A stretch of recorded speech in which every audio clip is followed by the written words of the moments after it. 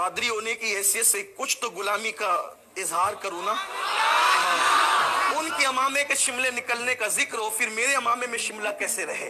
हाँ, ये निस्बत कादरियत है। हम तो उनका नाम लेने की औकात नहीं रखते। खुदा करे हम उनकी निस्बत में सच्चे उतर जाएं। तो गौस पाक के अमामे का शिमला यूं निकला, पूरी महफिल के सारे मशाइख ने अमामे उतार के कदम में रख दी, अमामे उतार के कदमों में रख दिए। लोगों ने अपने अमामे टोपियां सरकार के कदमों में रख दी। फिर गौसे पाक ने अमामे का शिमला दुरुस्त फरमाया, फरमाया अपने अपने अमामे उठा लो। सबने अपने अपने अमामे उठा लिए, लेकिन एक दुपट्टा पड़ा रह गया, एक दुपट्टा पड़ा रह गया।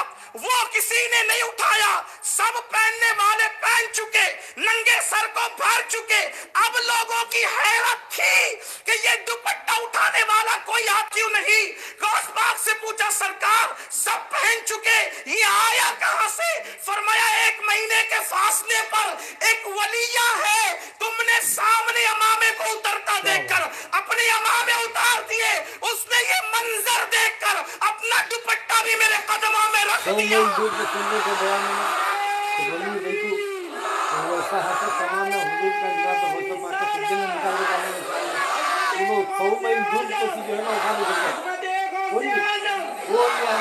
कहा भी उसने उठाया नहीं। फिर गौसे पाक ने उस दुपट्टे को अपने कंधे पे डाला और एक हाथ आया और फिर वो हाथ कंधे से दुपट्टा उठा ले गया। ये गौसुल आजम दस्तगीर की शान है। जिन्होंने उनको जाना उन्हें पता है। तो मैं कह रहा था कि उनकी बारगाहें बहुत बड़े बड़े लोग आते थे। बल्कि हमारे यहाँ बुजुर्गों ने लिखा है कि अगर कोई वली बगदाद आए तो उसके लिए लाजिम है कि गौस पाक की बारगाह में हाजिरी दे, और वो हाजिरी दिए बगैर चला जाए तो उसकी विलायत सल्ब हो जाए। ये सलबुल अहवाल का मर्तबा वलियों की दुनिया में अल्लाह ने सिर्फ गौस पाक को दिया है। विलायत छीन लेना, बल्कि एक अब्दाल की विलायत छीन गई तो उसने दुआ की, अल्लाह मेरी विलायत छीन गई। फिर उसको विलायत ना मिली तो जाकर सिर्फ गौस पाक की चौखट को चूमा। अल्लाह ने फरमाया, मेरे अब्दुल कादिर की चौखट को चूमा, जहां मैंने तुझे अता किया और छीनने से पहले जो मर्तबे दिए थे उससे ज्यादा तेरा मर्तबा कर दिया। जा मेरे अब्दुल कादिर का शुक्रिया अदा कर कि उसके सदके में मैंने तुझ पर ये इनाम किया। जिसकी चौखट की ये शान हो वो शेख अब्दुल कादिर जिलानी है। तो अर्ज कर रहा था कि बड़े बड़े औलिया आते थे, आपकी चौखट पर एक बुजुर्ग रहते थे। अब बुजुर्ग लोग उनको कहते हैं, लेकिन उस दौर में उनको चप्पल संभालने वाले के नाम से लोग जानते थे, जूता संभालने वाले के नाम से, वुजू कराने वाले के नाम से, और अब भी बगदाद के लोग उस बुजुर्ग को लोटे वाले बुजुर्ग के नाम से जानते हैं, क्योंकि उस बुजुर्ग के पास एक लोटा रखा हुआ था, लोटा। और जो गौस पाक के मेहमान आते थे वो उनको वुजू कराते थे, वुजू। और तकरीबन वुजू कराते कराते गौस पाक की चौखट पे बैठते बैठते उनको 40 साल का अरसा बीत चुका था। 40 साल का अरसा। देखो, कभी कभी अल्लाह का वली देता है तो देकर भी बताता नहीं कि मैंने तुझे कुछ दिया है। लेने वाले को एहसास ही नहीं होता कि बिन मांगे दिया और इतना दिया कि दामन में हमारे समाया नहीं। कभी कभी एहसास नहीं होने देते क्योंकि इस पर भी आजमाते हैं। कभी एहसास होता है, कभी नहीं होता। इसीलिए कुछ लोग कहते हैं हर साल अजमेर शरीफ जाते हैं, जरा कुछ मिलता नहीं है। मिलता क्या नहीं है, नादान क्या ये कम है कि वो उनके चौखट पे बुला लेते हैं। इससे बड़ी और बात क्या है। अल्लाह अकबर। मेरे आका सल्लल्लाहु अलैहि वसल्लम के दीवानों 40 साल लोटा लेकर लोगों को वुजू कराते हुए गुजर गया। एक दिन बहुत बड़े औलिया आए, उन्होंने इनके चेहरे देखे, दिल फिदा हुआ, कहने लगे मुझे अपने साथ ले चलोगे। अब्दुल कादिर जिलानी गौसे आजम दस्तगीर की चौखट पे बैठने वाला, इसी को कहते हैं बहर से पीने वाला कभी कभी लाशऊरी तौर पर नहर पास चला जाता है। यही प्रॉब्लम होता है। लेकिन याद रखना, यक गिर मोहकम बगीर, एक दर पकड़ो मजबूत पकड़ो, फिर इनामात की बारिश होती है। अल्लाह अकबर। तो उनसे कहने लगे मुझे साथ ले चलोगे। दोनों वो औलिया थे और वो भी अब्दाल में उनका शुमार होता था। वो दोनों वलियों का शुमार अब्दाल में होता था। गौस पाक की खिदमत के लिए आए थे। उन्होंने कहा मैं आपके साथ चलना चाहता हूँ। कहा चलो। ये उठे बगैर इजाजत साथ हो लिए। कौन? गौस पाक की चौखट पे मेहमानों को वुजू कराने वाले। महफिल में बैठने की उनको इजाजत न थी क्योंकि उनका काम था वुजू कराना, खिदमत पे वो थे। बजाहिर कोई पढ़े लिखे नहीं थे, कुछ पढ़ा लिखा नहीं था। उनको बिठाया था वहां पे। ये साथ हो लिए, साथ हो लिए। पैदल जाना था, पैदल ही चल रहे थे, इनको लगी भूख। इन्होंने उनसे कहा कि भाई जो मैं जहां से निकला हूं बड़े नाजो नम में पला हूं, क्योंकि वहां दस्तरखान बहुत वसी होता था, मुझे भूख लगी है, खाना खिलाओ। कहा हजरत हम लोग ऐसे बार बार खाने वाले लोग नहीं है, 24 घंटे में एक बार खाते हैं, अगर आपको हमारे साथ चलना हो तो चलो, वरना वापस जाओ जहां से आए हो, हम नहीं जानते, हम एक बार खाने वाले लोग हैं 24 घंटे में। जैसे तैसे करके अपने आप को खींचते रहे, 24 घंटे तक चले तो कहा अब तो 24 घंटे हो गए, अब तो खाना। कहा ठीक है। एक अब्दाल ने मुसल्ला बिछाया, 2 रकात नमाज पढ़ी, दुआ की, तो 3 कटोरे और 3 रोटियां आई, 1 कटोरा 1 रोटी तीनों ने तकसीम कर लिया, खा लिया। खाने के बाद अब इनको पता था कि 24 घंटे बाद ही खाना मिलेगा। फिर दूसरे 24 घंटे गुजरे, उस लोटे वाले बुजुर्ग ने कहा अब भाई खाने का इंतजाम करो, 24 घंटे गुजर गए। तो कहा कि ठीक है। दूसरे बुजुर्गों ने नमाज पढ़ी, 2 रकात दुआ की, फिर 3 कटोरे और 3 रोटियां फिर तीनों ने खा लिया। उसके बाद फिर 24 घंटे गुजरे, फिर उन्होंने दोनों को कहा कि भाई इंतजाम करो, भूख बर्दाश्त नहीं होती। तो कहा कि हजरत बात यह है, मैंने दुआ कर ली, इन्होंने कल दुआ कर ली, आज बारी आपकी है, आप ही को अब मांगना होगा, तब कटोरे आएंगे और खाना खाएंगे। उन्होंने कहा कि भाई मैं कोई ऐसा वली आदमी नहीं, बुजुर्ग आदमी नहीं, कोई पढ़ा लिखा इंसान नहीं हूं मैं, आप कैसी बात करते, दुआ आप लोग करो। उन्होंने कहा दुआ हम कर चुके हैं, अब अगर आपको खाना है तो दुआ करो, वरना मरो, मरने के लिए तैयार हो जाओ भूखे। अब मरता क्या नहीं करता। इन्होंने वुजू किया, 2 रकात नमाज पढ़ी और दुआ की। दुआ करने के बाद जो दस्तरखान आसमान से उतरा उसमें 6 कटोरे थे और 6 रोटियां थी, 2-2 तकसीम हुए। उन दोनों ने कहा साहिब आप तो ये कह रहे थे कि मैं कोई पढ़ा लिखा नहीं, मैं कोई बुजुर्ग नहीं, मैं कोई वली नहीं, और आपकी दुआ पर 6 कटोरे, हमारी दुआ पर तो 3, एक के लिए 1 है, आपके लिए डबल आया, कौन है आप, क्या है आप। तो कहा कि भाई वो सब हम बाद में बताएंगे, लेकिन मुझे पहले ये बताओ आप लोग कि आप लोग दुआ करते हो तो आपके लिए बगैर मेहनत से आसमान के खाना उतरता है, और आप लोग 24 घंटे में आसमानी खाना खाते हो, आप लोग क्या दुआ करते हो, कैसे दुआ करते हो।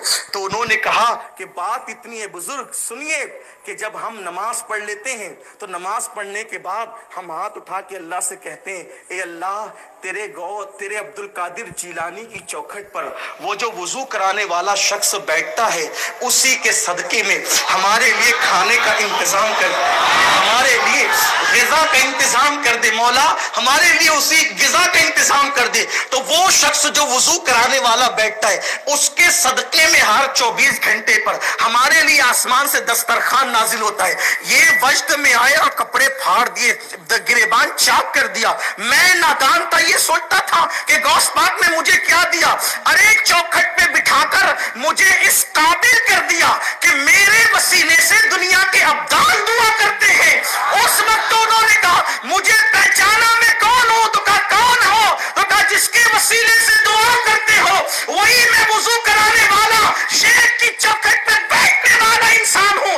उन्होंने कहा कि आपके वसीले से हम दुआ करते हैं, आपने उनका डर कैसे छोड़ दिया। कहा ये मेरी नादानी थी, ये मेरी कमजोरी थी, ये मेरी कमजोरी थी जो मैंने ऐसा किया। और फिर लौट गए। अब यहाँ आने के बाद मुफक्किर कहता है कि अल्लाह अकबर, जो अब्दुल कादिर जीलानी अपनी चौखट पर मेहमानों को वुजू कराने वाले को ये मकाम और मर्तबा अता कर दे, अल्लाह ने उनकी औलाद को कैसी रूहानियत अता की होगी। और जब औलाद की ये शान है तो गौसुल आजम की रूहानियत का आलम क्या।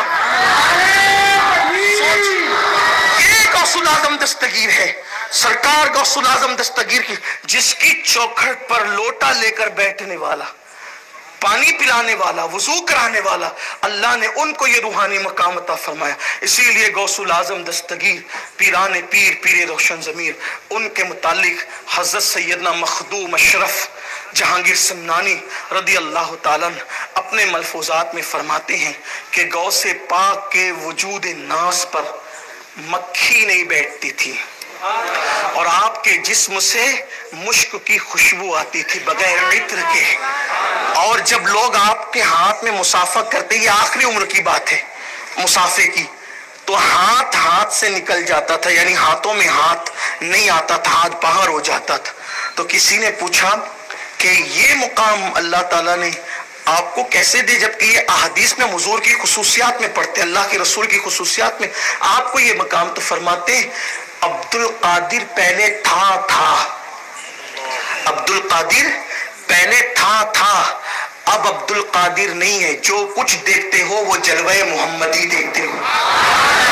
اسی لیے امام اہل سنت کہتے ہیں مصطفیٰ کے تنے بے سایہ کا سایہ دیکھا، جس نے دیکھا میری جان جلوہ زیبا تیرا۔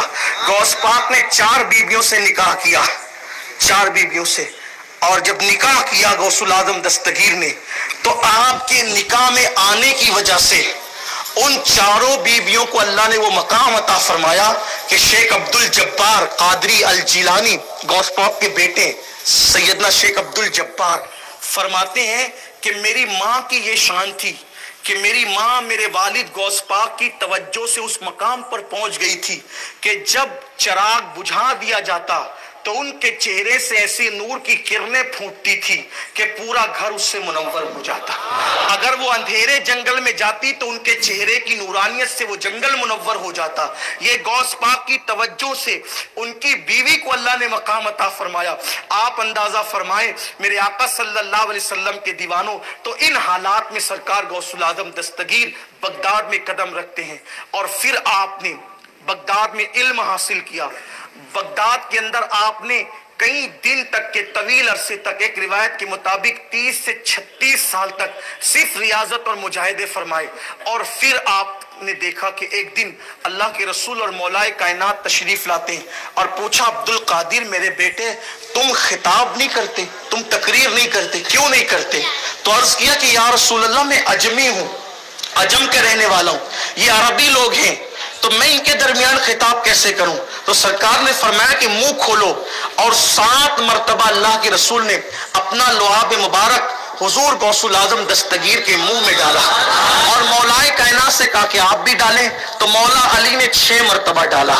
پتا چلا 7 آتے ہیں لیکن کبھی برابری کا تصور نہیں ہے۔ نبی نے 7 مرتبہ ڈالا تو خود 7 مرتبہ نہیں، 1 مرتبہ کم ڈالا، 6 مرتبہ ڈالا۔ پھر غوث پاک فرماتے ہیں اس لعاب کا اثر یہ ہوا کہ جیسے لوگوں کو الٹی آتی ہے، قح آتی ہے لوگوں کو، ویسے مجھے تقریریں اور خطابات آنے لگے کہ میں روکنے پر بھی نہیں رکتا تھا۔ پھر میں نے مدرسے میں خطاب شروع کیا، مدرسہ بھر گیا، جامع مسجد میں خطاب شروع کیا، جامع مسجد کم پڑنے لگی، پھر عیدگاہ میں میرا منبر لگایا جانے لگا۔ فرماتے 70,000 کا مجمع ہوتا تھا، 400 علماء کاغذ اور قلم لے کر غوث پاک کا خطاب جو ہے وہ لکھا کرتے تھے، تحریر کیا کرتے تھے، اور اس خطاب کی شان یہ ہوتی تھی جب غوث پاک جو ہے بیان فرماتے تھے تو کچھ لوگوں کی چیخیں نکلتی، کپڑے پھاڑ دیتے، کچھ انتقال کر جاتے، کچھ بے ہوش ہو جاتے، آنے والے توبہ کر کے جاتے۔ ایک مرتبہ کا عالم یہ ہے کہ حضور غوث پاک کا امتحان لینے کے لیے ایک بہت بڑے عالم آئے اور سوچا کہ غوث پاک قرآن کی آیت کتنی پڑھتے ہیں، غوث پاک اپنے خطاب میں قرآن کی آیت کتنی پڑھتے ہیں۔ تو وہ بیٹھ گئے ایک رسی لے کر، ڈورا لے کر، ڈورا رسی نہیں بلکہ ڈورا، پتلا سا ہوتا ہے نا دھاگا، اس کو ڈورا کہتے ہیں، ڈورا لے کر بیٹھ گئے۔ اب حضور غوث پاک نے بیان شروع کیا، ایک آیت پڑھی، انہوں نے ڈورا میں گانٹھ لگا دی، پھر دوسری آیت پڑھی، انہوں نے پھر گانٹھ لگا دی، تیسری آیت پڑھی، پھر گانٹھ لگا دی۔ غوث پاک ان کی طرف مسکرا کے کہتے ہیں میں گانٹھ کھولتا جاتا ہوں تو گانٹھ لگاتا جاتا ہے، یعنی کہ بیٹھنے والا کیا کر رہا ہے چپکے سے۔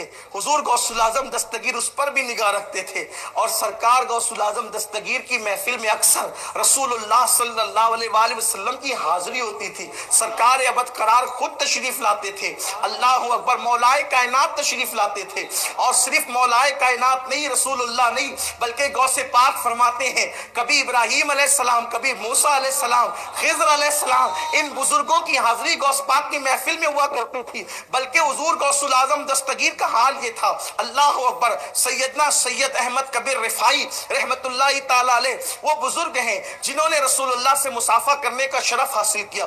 بڑی شان، بڑا مقام، بڑا مرتبہ، ہم ان کے سلسلے سے بھی فیض یافتہ ہیں. لیکن حضور غوث اعظم دستگیر کو رسول اللہ کی زیارت عالم بیداری میں کتنی مرتبہ ہوئی اس کا تو کوئی اندازہ ہی نہیں ہے، کوئی شمار ہی نہیں ہے. بلکہ آپ نے بار بار اپنے نانا جان کو عالم بیداری میں دیکھا. خود حضرت سیدنا شیخ علی ابن ہیتی رحمت اللہ تعالی علیہ جو غوث پاک کے مرید بھی ہیں، خلیفہ بھی ہیں، ارشاد فرماتے ہیں کہ ایک مرتبہ حضور غوث پاک کی محفل میں بیٹھا ہوا تھا. بیٹھے بیٹھے حال یہ ہوا کہ مجھے تھکن تھی، میری آنکھ لگ گئی. اس لیے کہ کوئی مقرر اگر خطاب کر رہا ہو بھی جوش و جذبات میں، آپ قریب بیٹھ کر کے سوئیں تو وہ اپنی بے عزتی سمجھتا ہے کہ بھئی میں بول رہا ہوں یہ سو رہا ہے. اس لیے کبھی کبھی کچھ لوگ ناراض بھی ہو جاتے ہیں. سوتے والے کہتے ہیں بھئی ذرا جاگ جا، تو میری بات تو سن، ہے نا. لیکن میں سونے والوں پہ کبھی ناراض نہیں ہوتا. میں یہ سوچتا ہوں جب شیخ عبد القادر جیلانی کے بیان میں لوگ سو جاتے ہیں تو اگر قادری کے بیان میں کوئی سو جائے تو پھر مجھے اس پر ناراض نہیں ہونا چاہیے. لیکن بہرحال میں نے دیکھا کہ لوگ بھی، میں اتنے جذبات میں چلا کر بولتا ہوں، سامنے بیٹھ کے سو رہے ہو، کرسی پہ بیٹھ کے سو رہے ہو، ادھر بیٹھ کے. شیخ علی ابن ہیتی فرماتے میں سو گیا تو ہوا یہ کہ سرکار غوث اعظم دستگیر میرے سامنے آ کر کے ہاتھ باندھ کے کھڑے ہو گئے. اب پیر اگر مرید کے سامنے ہاتھ باندھ کر آ کر کھڑا ہو کیا پوزیشن ہوگی، کیا حالت ہوگی. میری آنکھ کھلی، میں گھبرا گیا. شیخ میرے سامنے، وہ بھی ہاتھ باندھ کے ادب سے. بھئی پیر کے سامنے مرید کھڑا ہو تو بات سمجھ میں آتی ہے. مرید کے سامنے وہ بھی غوث پاک جیسا پیر، اور صرف پیر نہیں، پیرانے پیر. پیر نہیں، پیرانے پیر. سرکار غوث اعظم دستگیر جو فرماتے ہیں کہ میں اللہ کے رازوں میں سے ایک راز ہوں، اللہ کے بھیدوں میں سے ایک بھید ہوں. مجھے کسی پہ قیاس نہیں کرنا، کسی کو مجھ پہ قیاس نہیں کرنا. انی عالم ما لا تعلمون کا راز بنا کر اللہ نے مجھے بھیجا ہے. یہ غوث اعظم دستگیر کا فرمان ہے. حضور غوث اعظم دستگیر کو اپنے سامنے کھڑا ہوتا دیکھ کر پریشان ہو گئے، ڈر گئے. خطاب بند تھا، لوگ بھی حیران تھے. تو سرکار غوث پاک رضی اللہ تعالیٰ نے جب لوگوں نے پوچھا حضور کیا ہوا، فرمایا اس سے پوچھو کیا ہوا. تو لوگوں نے شیخ علی ابن ہیتی سے کہا کیا ہوا. کہا میری آنکھ بند ہوئی تو میں نے دیکھا کہ اللہ کے رسول میرے خواب میں تشریف لائے اور میں نے حضور کا دیدار کیا. سرکار غوث پاک مسکرا کے کہتے ہیں یہ سوتے سوتے جو منظر دیکھ رہا تھا میں وہ منظر جاگتے جاگتے اس منظر کو میں جاگتے جاگتے دیکھ رہا تھا. یہ حضور غوث اعظم پیران پیر دستگیر کی شان ہے. تو حضور غوث پاک رضی اللہ تعالیٰ نے ایسے ماحول میں آنکھ کھولی اور پھر خطاب شروع کیا.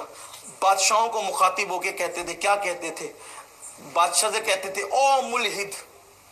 ہم لوگ جب خطاب کرتے ہیں تو کہتے ہیں میرے عزیز پیارے آقا کے پیارے دیوانوں، پیارے اسلامی بھائیوں. پتہ نہیں ہے، سب کا اپنا الگ الگ انداز ہے نا. لیکن غوث پاک جب بادشاہ سے، خلیفہ وقت سے مخاطب ہوتے کہتے او ملحد سیدھے رہو، اللہ کے بندوں کو شریعت پہ رکھو. فرماتے ورنہ میں قاتل ہوں، تمہیں قتل کر دوں گا. یہ خطاب کا انداز تھا، یہ لہجہ تھا. اور فرماتے لوگوں سے مخاطبت کا انداز کیا تھا. فرماتے ہیں میرے جملے کڑوے ہیں لیکن میری پرورش جس ماحول میں ہوئی ہے میں ایسی ہی گفتگو کرتا ہوں. اس طرح غوث پاک فرماتے تھے. پھر کہتے تھے لوگوں جب تم روزہ رکھتے ہو، یہ غوث پاک کے خطابات ہیں، جب تم روزہ رکھتے ہو تو تم حلال پانی چھوڑ دیتے ہو، حلال کھانا چھوڑ دیتے ہو، اور جب افطار کرتے ہو تو لوگوں کے خون سے افطار کیوں کرتے ہو. لوگ حیران تھے کہ کون بندہ ہے جو لوگوں کے خون سے افطار کرے. لوگ تو پانی سے، کھجور سے، پھلوں سے افطار کرتے ہیں، کوئی خون سے افطار کیسے کر سکتا ہے؟ تو غوث پاک فرماتے جو حرام مال سے تم افطار کرتے ہو وہ تمہارا مال نہیں ہے بلکہ وہ لوگوں کا نچوڑا ہوا خون ہے، اور تم لوگوں کے خون سے افطار کرتے ہو. سرکار غوث پاک رضی اللہ تعالیٰ عنہ جب خطاب فرماتے تھے وہ فرماتے تھے اے دنیا کے لوگوں، اے دنیا دارو، اے دنیا کے کتوں. اس طرح سے خطاب کا لہجہ ہوتا تھا. لیکن قربان جائیں اس لہجے کی ہیبت کا عالم یہ ہوتا تھا کہ لوگوں کے دل کی دنیا بدل جاتی تھی، لوگوں کے دلوں کی دنیا میں انقلاب پپا ہو جاتا تھا۔ اللہ اکبر۔ غوث پاک فرماتے ہیں لوگوں کے دل اللہ نے میری مٹھی میں دے دیے، لوگوں کے دل اللہ نے میں جدھر چاہتا ہوں لوگوں کے دل پھیر دیتا ہوں۔ اسی لیے اگر کوئی مقبول انعام بننا چاہے، اگر کوئی لوگوں میں مقبولیت چاہے، غوث پاک سے رشتہ مضبوط کرے۔ فرماتے ہیں میں لوگوں کے دل جدھر چاہتا ہوں پھیر دیتا ہوں۔ ایک مرتبہ غوث پاک کے ایک مرید تھے، آپ کے ساتھ جمعہ کی نماز کے لیے نکلے تو غوث پاک بھی اکیلے چل رہے تھے، وہ مرید ساتھ ساتھ چل رہے تھے۔ دل میں خیال آیا کہ شیخ عبد القادر جیلانی میرے غوث کے لوگ اتنے دیوانے ہیں، پورا بغداد شیدائی ہے، لیکن کوئی توجہ نہیں کر رہا ہے، کوئی مل نہیں رہا ہے۔ بس یہ ادھر سوچنا تھا، ادھر بھیڑ آنے لگی اور ایسی آئی کہ ان کو دھکا دے کے خوب دور کر دیا اور سب لوگ قریب ہو گئے، ملنے جلنے لگے، خوب ہنگامہ ہونے لگا۔ انہوں نے سوچا وہی اچھا تھا کہ لوگ توجہ نہیں کر رہے تھے، میں تو قریب تھا۔ پھر بھیڑ چھٹ گئی اور پھر وہ قریب آ گئے۔ مسکرا کے فرمایا تو کیا سمجھتا ہے لوگ ملتے ہیں تو بھی ہمارا اختیار ہے، نہیں ملتے ہیں تو بھی ہمارا ہے۔ ہم جب چاہتے ہیں اپنی طرف متوجہ کرتے ہیں اور جب چاہتے ہیں لوگوں کی توجہ کو ہٹا دیتے ہیں۔ تو حضور غوث الاعظم دستگیر نے جو محنت کی، خلفاء کا ایک جال بچھایا۔ آپ کے خلفاء میں سے شیخ عبد القاہر سہروردی رضی اللہ تعالیٰ، یہ شیخ شہاب الدین عمر سہروردی کے چچا ہیں، یہ غوث پاک کے خلیفہ اجل ہیں۔ ان کے ذریعے سے شیخ شہاب الدین عمر سہروردی غوث پاک کے خلفاء میں بعد کے درجے میں شامل ہوتے ہیں۔ اسی طرح پھر شیخ سعدی شیرازی، شمس تبریز، مولانا روم، بہاؤالدین رومی، مولانا روم کے والد، یہ سب حضور غوث الاعظم کے سلسلے کے خلفاء ہیں۔ شیخ محی الدین ابن عربی جن کی شان یہ کہ جن کو سید المکاشفین کہا جاتا ہے، یہ حاتم طائی کی نسل سے تھے اور ان کے والد کو اولاد نہیں تھی، ان کے والد کو کوئی اولاد نہیں تھی۔ غوث پاک کی چوکھٹ پر آئے، انہوں نے غوث پاک کی زیارت نہیں کی ہے، لیکن یہ غوث پاک کے مانوی فرزند کہلائے اہل تصوف کے نزدیک، روحانی فرزند کہلائے غوث پاک اہل تصوف کے نزدیک۔ ان کے والد آئے تھے، حاتم طائی کی اولاد میں سے تھے اور غوث پاک کے مریدوں میں تھے۔ عرض کرتے شیخ مجھے بیٹا نہیں ہے اور دل میں تمنا یہ ہے کہ حاتم طائی کی نسل ختم نہ ہو جائے، اللہ مجھے کوئی خوبصورت سا بیٹا دے، نیک سا بیٹا دے۔ غوث پاک نے فرمایا آپ کی قسمت میں بیٹا نہیں ہے۔ عرض کی سرکار اگر قسمت میں نہیں ہوتا، قسمت میں ہوتا تو میں آپ سے مانگنے کے لیے کیوں آتا؟ میں آپ سے تقدیر بدلنا تو قدرت نے آپ کے اختیار میں دیا ہے۔ اسی لیے اقبال نے بھی کہا ہے کہ محمد سے وفا تو نے تو ہم تیرے ہیں، یہ جہاں چیز ہے کیا لوح و قلم تیرے ہیں۔ آپ یہ نہ سمجھے کہ یہ عقیدہ صرف ہمارا ہے، مدرسے میں پڑھنے والوں کا ہے، خانقاہوں میں رہنے والوں کا یہ عقیدہ صرف نہیں ہے۔ جرمنی کی خاک چھاننے والا اور برطانیہ تک تحقیق کے لیے جانے والا اقبال، ان کا نظریہ بھی یہ کہ محمد سے وفا تو نے تو ہم تیرے ہیں، یہ جہاں چیز ہے کیا لوح و قلم تیرے ہیں۔ لوح و قلم پر بھی ان کا اختیار ہو جاتا ہے جو مصطفیٰ جان رحمت کی غلامی کرتے ہیں۔ شیخ محی الدین ابن عربی کے والد نے عرض کیا حضور اگر قسمت میں ہوتا تو آپ کے پاس کیوں آتا، آپ عطا کر دیں۔ غوث پاک نے فرمایا میری قسمت میں 21 بیٹے تھے، 20 پیدا ہو گئے، ایک پیدا ہونے کا باقی ہے، لیکن چونکہ اب تو آیا ہے میرے پاس تو میں اپنی قسمت کا تیری قسمت میں دے، میری پیٹھ سے پیٹھ لگا، بیٹا میرا ہوگا، پیدا تجھ سے ہوگا، اور جو شان میرا بیٹا ہونے کی وجہ سے اس کو ملنی تھی تیرے گھر میں بھی پیدا ہو کے اللہ اس کو روحانیت کا وہی مقام عطا فرمائے گا، اور جب وہ پیدا ہو تو اس کا یہ نام رکھنا میرے نام پر محی الدین اسے کہا جائے گا۔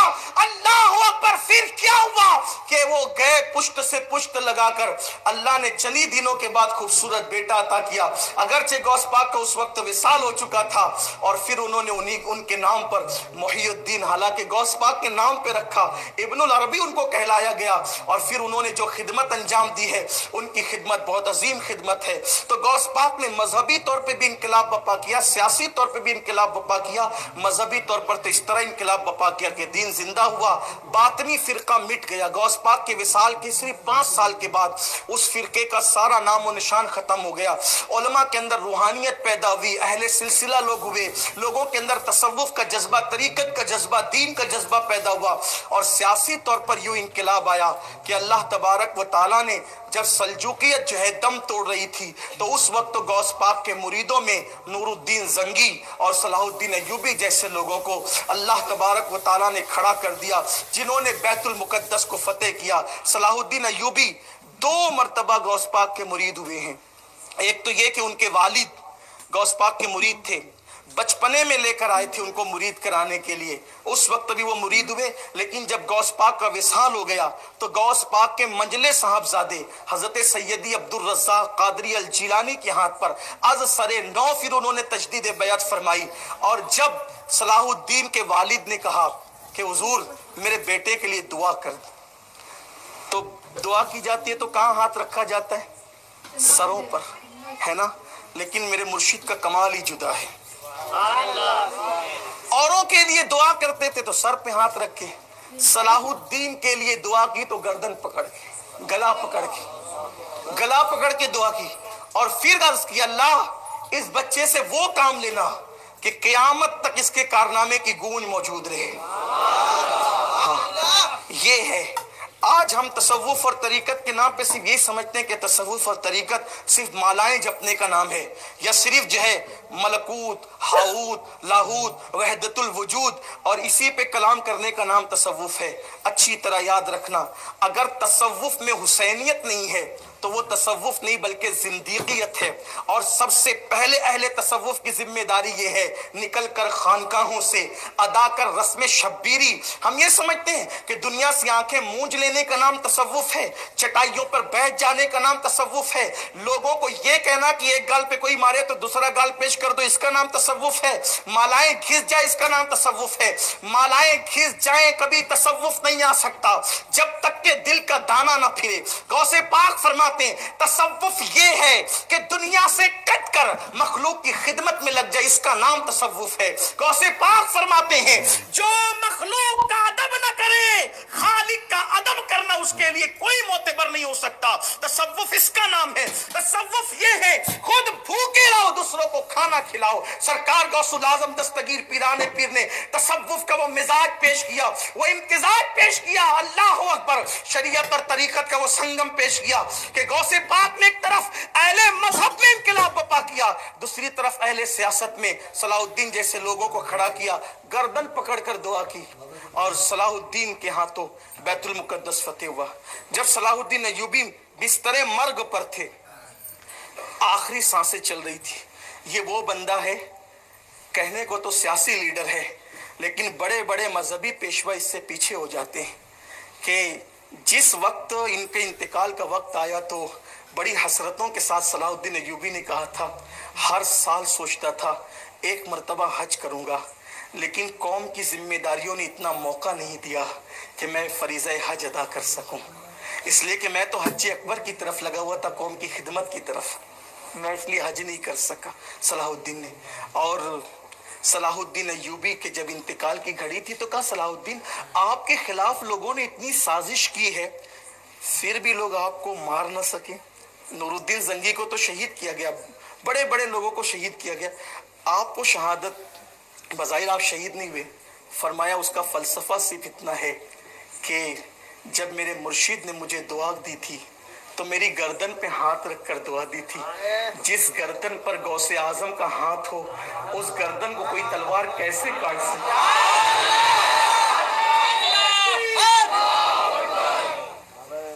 जिस गर्दन पर गौसे आजम का हाथ हो उस गर्दन को कोई तलवार कैसे काट सकती है। ये सब लोग कादरी थे, नूरुद्दीन जंगी, सलाहुद्दीन अय्यूबी, सलाहुद्दीन के वालिद, ये इनकलाब बपा किया इन लोगों ने और फिर नए सिरे से चाहे वो सल्जूकियत का खुतबा इन लोगों ने जारी किया, नई जान पैदा की। और बाद में फिर गौस पाक के विसाल के बाद जब तातारी फितना दुनिया में जाहिर हुआ लोगों के सामने, तो फिर यही हुआ कि उस वक्त भी उस फितने को कुचलने के लिए जो बुजुर्गान दीन सामने आए उनका ताल्लुक भी गौसे पाक की औलाद में से था और हुजूर गौसुल आजम दस्तगीर के मुरीदों में से था। और उन्होंने फिर जो है हलाकू खान के बेटे تگودار خان کو اسلام کی دولت عطا کی، لیکن اسلام کی دولت بھی کسی خطاب کی وجہ سے نہیں ملی۔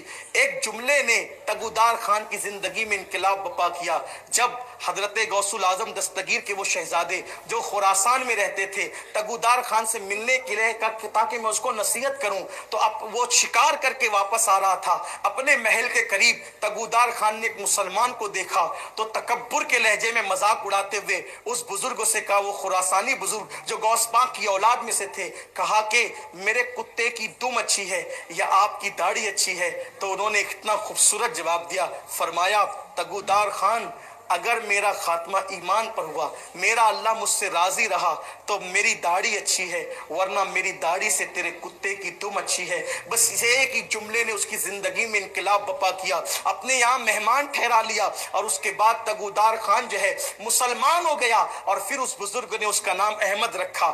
یعنی تاتاریوں کے متعلق جو اقبال کہتے ہیں، ہے آیا شورش تاتار کے افسانے سے، پاسباں مل گئے کعبے کو صنم کھانے سے۔ تو یہ جو صنم کھانے سے پاسبان ملے ہیں تاتاریوں کے ذریعے سے، یہ بھی غوث پاک رضی اللہ تعالیٰ عنہ کی خدمات کا تتمہ ہے، اور اس کی جو ہے وہ تکمیل ہے کہ ان کی اولاد کے ذریعے سے یہ انقلاب آیا۔ لیکن پھر تگودار خان نے کہا کہ آپ ابھی تشریف لے جائیں، میں مسلمان ہو چکا ہوں، میں قوم کو ہموار کروں گا، جب آپ آئیں گے، جب قوم ہموار ہو جائے گی تو پھر پوری قوم مسلمان ہو جائے گی۔ لیکن پھر وقت آ چکا تھا، ان کی زندگی مکمل ہو چکی تھی، گئے اور ان کا وصال ہو گیا۔ لیکن بیٹے کو وصیت کی تھی کہ ایک بار تگودار خان کے پاس ضرور جانا، اور پھر ان کے جانشین جب پہنچے تو پھر لوگ جو ہے وہ بہت زیادہ دین کے قریب آ چکے تھے، لیکن ایک شخص بہت بڑا طاقتور تھا، اس نے کہا کہ میں اس طریقے سے کہانی کس سے معاذ اللہ سن کے مسلمان نہیں ہو سکتا، میں مرد میدان ہوں، اگر مجھے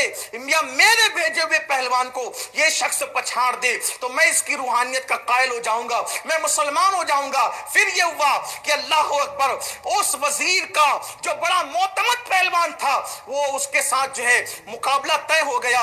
تگودار خان نے کہا اس بزرگ سے کہ آپ اتنے نحیف کمزور ہیں، اتنے بڑے تاتاری پہلوان سے مقابلہ کرنا آپ کے بس کی بات نہیں ہے، بڑا نقصان ہو جائے گا، دین مذاق بن جائے گا۔ لیکن غوث پاک کے اس شہزادے نے کہا واللہ کبھی نہیں، ہم اپنے دین کے لیے ہر میدان میں قدم رکھ سکتے ہیں۔ اور اس کے بعد جب تاریخ طے ہو گئی اور میدان کے اندر وہ پہلوان اتراتا ہوا آیا تو وہ بزرگ جو بڑے نحیف و ناتواں تھے، ریاضت اور مجاہدے کی وجہ سے ان کا جسم بالکل لاغر تھا، جیسے ہی میدان میں اترے اس کے اوپر ایک تماچا مارا، اس کی کھوپڑی پھٹ گئی۔ لوگوں نے یہ منظر دیکھا، اش اش کر اٹھے، وہ وزیر بھی اور پوری قوم اسلام میں داخل ہو گئی۔ یعنی تاتاریوں کو اسلام میں داخل کرنے کا شرف بھی حضور غوث الاعظم دستگیر کے خاندان کو ہے۔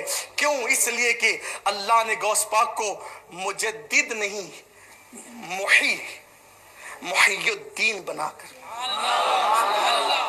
تجدید کرنے والے ہر صدی میں آئیں گے، اب محی الدین قیامت تک کوئی نہیں آئے گا۔ بلکہ غوث پاک خود فرماتے ہیں کہ جب میں چلا، ایک دن میں راستے میں تھا، میں نے دیکھا کہ ایک لاغر سا کمزور سا انسان پڑا ہوا ہے اور وہ مجھے مدد کے لیے پکار رہا ہے۔ ہم غوث پاک کو مدد کے لیے پکاریں تو لوگ کہتے ہیں شرک ہے، ہم کہتے ہیں کہ ہم نہیں پکارتے، صرف دین بھی جس کو مدد کے لیے پکارے اسے عبد القادر جیلانی ہے۔ اچھا میں دین کی بات کر رہا ہوں، اسلام اور ایمان کی بات نہیں کر رہا ہوں، الگ الگ۔ صاحب مشکات جو وہ صاحب اشعت اللمعات شیخ عبدالحق محدث دہلوی نے فرمایا اسلام کہتے ہیں اعمال کو اور ایمان کہتے ہیں اعتقادیات کو، یہ دونوں الگ الگ اصطلاحات ہیں، لیکن جب دین کہا جاتا ہے تو اس میں اسلام اور ایمان دونوں سمٹ آتے ہیں۔ ہاں غوث پاک صرف مجدد ایمانیات نہیں یا مجدد اسلامیات نہیں، جو مجددین ہیں ان کی بھی بڑی شان ہے، لیکن غوث پاک محی الدین ہے، محی الدین۔ دین کہتا ہے میری مدد کرو، میری مدد کرو، اور وہ دین کی شکل میں تھا، راستے میں کنارے انسان کی شکل میں لاغر پڑا ہوا تھا۔ کہا کہ جب اس نے مجھے مدد کے لیے پکارا تو میں اس کی مدد کے لیے گیا، میں نے اس کا ہاتھ پکڑا، اور جب ہاتھ پکڑا تو میں نے دیکھا کہ جیسے اس کا ہاتھ میرے ہاتھ میں آیا وہ دھیرے धीरे धीरे उठ के खड़ा हो गया और वो लागर से तंदुरुस्त तवाना इंसान बन गया। और उसने कहा, अब्दुल कादिर मुझे पहचाना कौन हूं? तो मैंने कहा, कौन हो? कहा, तुम्हारे नाना का दिल था, मरने के करीब था, आपने सहारा दिया, अल्लाह ने मुझे नई जिंदगी अता कर। फरमाया, आप मुहय्युद्दीन है, मुहय्युद्दीन, दीन को जिंदा। लोग कहते हैं गौस पाक मुर्दे कैसे जिंदा कर सकते हैं? हम कहते हैं जो दीन जिंदा कर सकता है उसके लिए मुर्दा जिंदा करना कौन सी बड़ी बात? जिसने दीन जिंदा किया, दीन जिंदा करना बड़ी बात है, मुर्दा जिंदा करना छोटी बात है। तो जो मुर्दा जिंदा करे क्या बड़ी बात है उनके? उन्होंने तो बचपन में मुर्दे जिंदा किए। तो हुजूर गौसुल आजम दस्तगीर फरमाते हैं, फिर मैं चला, मैं मस्जिद आया, जुमा का दिन था, नमाज के लिए नमाज हुई तो एक शख्स ने अपने जूते मुझे पहनाए और कहा, लो मुहय्युद्दीन, ये जूते पहन लो। देखो कभी कभी अलकाबात इंसान अपने लिए खुद तराशता है, मेरा ये लक़ब होना चाहिए, मेरा ये लक़ब होना चाहिए। इंसान जब खुद लक़ब पाए ना तो हालात उसको भुला देते, लेकिन जब कुदरत किसी को लक़ब देती है फिर सदियां बीत जाती है तो फिर अलकाब भी जिंदा रहते। ये लक़ब किसी इंसान का दिया हुआ नहीं, मुहय्यिद्दीन अल्लाह का दिया हुआ है। फरमाते हैं कि मुझे जूते पहनाने लगा वो शख्स और उसने कहा, लो मुहय्यिद्दीन, जूते पहनो। हालांकि इससे पहले मुझे इस लक़ब से कभी किसी ने पुकारा नहीं था। फरमाया, मैंने अभी जूते ही पहने थे कि मस्जिद के सब लोग मेरी तरफ दौड़ने लगे। कहा, मुहय्यिद्दीन मुबारक, मुहय्यिद्दीन मुबारक, मुहय्यिद्दीन मुबारक हो। यानी फिर सब लोग इस लक़ब से आपको पुकारने लगे। हुजूर गौसुल आज़म दस्तगीर पीराने पीर पीर रोशन ज़मीर रज़ी अल्लाह ताला फरमाते हैं कि बंदा अगर मुसीबत में मुझे पुकारे, वल्लाह मैं उसकी इमदाद को पहुँचूँ। मेरा मुरीद मशरिक में हो, मैं मगरिब में हूँ, वो मुझे मदद के लिए तलब करे, मैं उसकी मदद करूँ। फरमाया, मेरे मुरीद का अगर सतर खुल जाए और वो मुझे पुकारे तो मैं उसकी सतर पोशी भी करता हूँ। हुजूर गौसुल आज़म दस्तगीर पीराने पीर फरमाते हैं, मेरे मुरीदों पर मेरा साया ऐसे है जैसे आसमान का साया ज़मीन पर होता है। और इरशाद फरमाते हैं हुजूर गौसुल आज़म दस्तगीर, मैंने अपने अल्लाह से वादा लिया है, एक नहीं 70 मरतबा वादा लिया है कि अल्लाह तबारक व ताला मेरे मुरीद को उस वक्त तक मौत नहीं देगा जब तक कि मेरा मुरीद तौबा न कर ले। मेरा हर मुरीद तौबा करके दुनिया से जाएगा और उसका ईमान पर खात्मा होगा। और गौस पाक फरमाते हैं, मेरे अल्लाह ने मुझसे वादा किया है कि मेरे मुरीद का जब हिसाब होगा तो मेरा अल्लाह मुझे मेरे मुरीद के पास खड़े रहने की इजाज़त अता फरमाए। यानी मेरे मुरीदों का हिसाब जो है वो मेरी मौजूदगी में होगा। गौस पाक फरमाते हैं, उस अल्लाह की कसम जो वादहू ला शरीक है, मैं उस वक्त तक जन्नत में कदम नहीं रखूंगा जब तक अपने मुरीदों को अपने साथ न ले लूं। ये हुजूर गौसुल आज़म पीराने पीर दस्तगीर की बात है। आइए इन बुजुर्गों से अपनी निस्बतों को जोड़ें, निस्बतों को उस्तवार करें, इसलिए कि ये वो लोग हैं जिनके बारे में कुरान कहता है, अल अखिल्लाहु यौमइज़िन बादुहुम लिबादिन अदू इल्लल मुत्तकीन, कि जितने तुम्हारे दोस्त हैं वो सब दुश्मन हो जाएंगे लेकिन मुत्तकी लोग तुम्हारे काम आएंगे। और हदीस पाक में आता है कि अगर तुमने किसी से दिल से मोहब्बत की, अगरचे उसके और तुम्हारे ज़माने में 1000 साल का फासला हो, अगरचे उसकी और तुम्हारी ज़मीन के अंदर लंबा फासला हो, तो क़यामत के दिन अल्लाह उनसे तुमको मिला देगा और फरमाएगा, जो तुम अल्लाह के लिए एक दूसरे से मोहब्बत करते थे तो लो मिल जाओ, ये अल्लाह के लिए मोहब्बत करने का इनाम है। तो यहाँ गौस पाक से जो मोहब्बत करते हो, इंशाअल्लाह क़यामत के दिन उनकी मायत और उनका साथ नसीब होगा। क्योंकि बुखारी शरीफ की हदीस है, अलमरअ मअ मन अहब्बा और कमा काल के, जो जिससे मोहब्बत करेगा वो क़यामत के दिन उसी के साथ उठाया जाएगा। तो इसलिए मोहब्बतों के चिराग अपने दिलों में रोशन करो, अपने बच्चों के दिलों में उनकी मोहब्बतों के चिराग रोशन करो। अब गौसे पाक क्या है, गरीब नवाज क्या है, बंदा नवाज क्या है, पीर इस्माइल कादरी क्या है, और जो है अल्लाह अकबर हमारे बुजुर्गान दिन महबूब इलाही क्या है, बख्तियार काकी क्या है, बाबा फरीद क्या है, निज़ामुद्दीन औलिया क्या है, साबिर पाक क्या है, अहमद कबीर रिफाई क्या है, जुनैद बगदादी क्या है, ये सब बुजुर्गों की मारिफत अपने बच्चों को अता करो। इसलिए कि अगर हम इन लोगों के नाम के सहारे जीते हैं, मुसीबतों से और बलाओं से महफूज रहेंगे। बस अपनी गुफ्तगू के इख्तिताम पर आखिरी बात कहते हुए गुफ्तगू समेट लूं कि इन नामों की बरकतें क्या है, सिर्फ इतना समझ लो, हम ये जो नाम लेते हैं ना, नादान नहीं है, बेवकूफ़ नहीं है। इन नामों में अल्लाह ने तासीर पैदा किया, असर पैदा किया है। रिवायतों में आता है, सूफिया लिखते हैं कि जिस वक्त कारून ने इल्ज़ाम लगाया मूसा अलैहिस्सलाम पर ज़िना का, छोटा इल्ज़ाम था, नबी पर इतना बड़ा इल्ज़ाम था, उस जुर्म में अल्लाह ने उसको ज़मीन में धंसा दिया। किस जुर्म में? नबी पर इल्ज़ाम लगाने के जुर्म, ज़मीन में अल्लाह ने उसको धंसा दिया। जब वो ज़मीन में धंस रहा था, धंसते धंसते वो चौथी ज़मीन के तबक में पहुंचा। एक फरिश्ते ने देखा और पूछा, तुम कौन हो? तुम कौन हो? कारून था वो। अब वो अपना क्या तारुफ कराता कि मैं कारून हूं। कौन कारून? तो इसलिए कि जिस इलाके में जहां की चलती है तारुफ वहां से होता है, ठीक है ना? ऐसा ही है ना, तारुफ कहां से होता है? जिसे लोग पहचानते हो। मिसाल के तौर पे अगर लोग मुझसे पूछे कहां से आए हो, सऊदी में पूछे, मैं कहूँ मालेगांव, वो कौन सी चिड़िया का नाम है? मालेगांव। ठीक, मुझे यही कहना पड़ेगा कि मैं इंडिया से आया हूँ। लोग इंडिया को पहचानते हैं, तारुफ पहचान से होता है। तो वो था कौन? कारून। फरिश्ते ने पूछा चौथी तबक जमीन में, कौन हो तुम?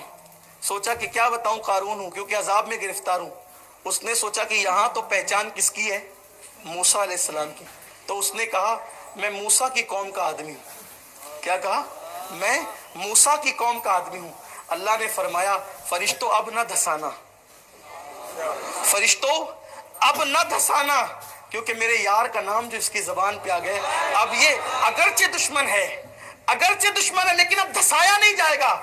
जरा सोचो तो सही कि अगर दुश्मन सिर्फ तारुफ के लिए महबूब का नाम ले ले तो उसकी मुसीबत टल जाती है, वो धसने से रोक दिया जाता है। अगर गुलाम महबूबों का नाम ले तो फिर उन लोगों की मंजिल, उन लोगों का मकाम, उन लोगों के मर्तबे क्या होंगे? तो हम मीरा मीरा यूं नहीं पुकारते, या गौस यूं नहीं पुकारते, या ख्वाजा यूं नहीं पुकारते, या फरीद हक फरीद के नारे यूं नहीं लगाते, या साबिर हक साबिर के नारे यूं नहीं लगाते, या रसूल अल्लाह की सदाएं यूं नहीं लगाते, बल्कि अल्लाह के महबूब बंदों का नाम जब कोई दिल से लेता है, अल्लाह तबारक व तआला उसकी मुश्किलों को आसान कर देता है।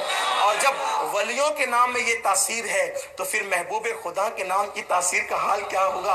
ये नाम कोई काम बिगड़ने नहीं देता, बिगड़ी बना देता है। सब नामे मोहम्मद। जब ये बात मैंने कही ना कि नाम में इतनी तासीर है, एक जवान ने कहा कि हजरत नाम में इतनी तासीर कैसे हो सकती है?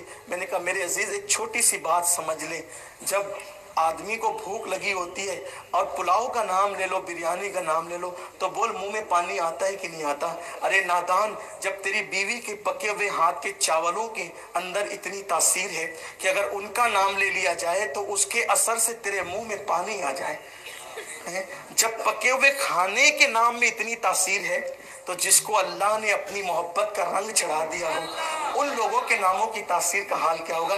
इसीलिए अपने बच्चों के नाम भी रखो तो क्रिकेटरों के नामों पर नहीं, फिल्मी हीरो के नामों पर नहीं, अदाकारों के नामों पर नहीं, उनके नामों पे नाम रखोगे तो नचनिया बनेंगे, चोर बनेंगे, बदकार बनेंगे, डाकू बनेंगे, आपको रुलाने वाले और आपका नाम डुबाने वाले बनेंगे। लेकिन गुलाम अब्दुल कादिर रखोगे, गुलाम गौस रखोगे, गुलाम ख्वाजा रखोगे, गुलाम मुइनुद्दीन रखोगे, गुलाम मोहिउद्दीन रखोगे, गुलाम बंदा नवाज रखोगे, औलिया अल्लाह के नाम पे नाम रखोगे तो इंशाअल्लाह यहाँ भी बेड़ा पार होगा, वहां भी बेड़ा पार होगा।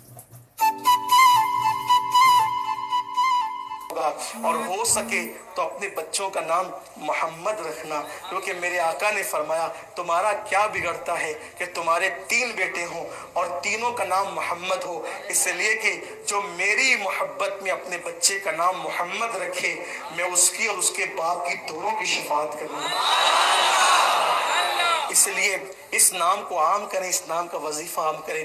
अल्लाह से दुआ है अल्लाह मेरे टूटे फूटे जुमलों को जब वो बारगाह गौसियत में कबूल फरमाए, अल्लाह गौस पाक की गुलामी में जिंदा रखे, गौस पाक की गुलामी में मौत अता फरमाए, और गुफ्तगू के दरमियान अगर कोई गलती हो तो अल्लाह माफ़ फरमाए। अस्तगफिरुल्लाह रब्बी मिन कुल्लि ज़ंबि व अतूबु इलैह।